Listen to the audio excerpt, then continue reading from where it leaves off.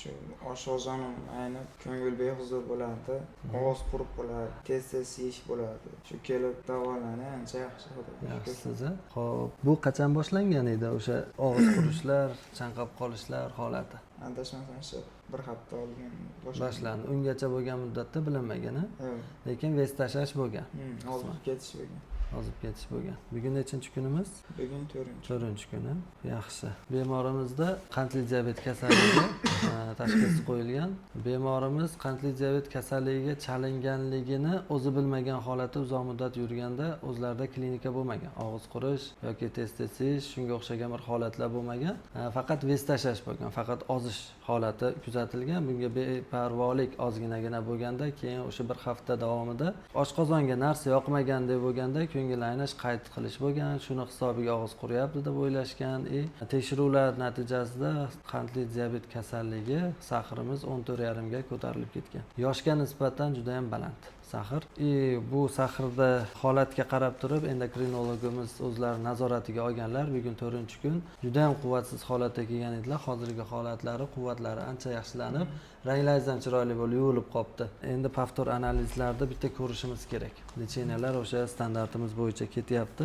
Bunaqangi yoshlardagi qandli diabet kasalligi juda ham ko'payib ketdi hozirgi paytda. Jiddiy e'tiborli bo'lishimiz kerak hammamiz ham. Ayniqsa yosh hali nima deydi, kichkina bolachalarda ham sahr chiqyapti-da. Faqat bu sahr kattalarda bo'ladi, qandli diabet kattalarda bo'ladi degan fikr ongimizda shakllanib qolgan. Yo'q, hozirgi paytda yoshlarda ham bo'lyapti.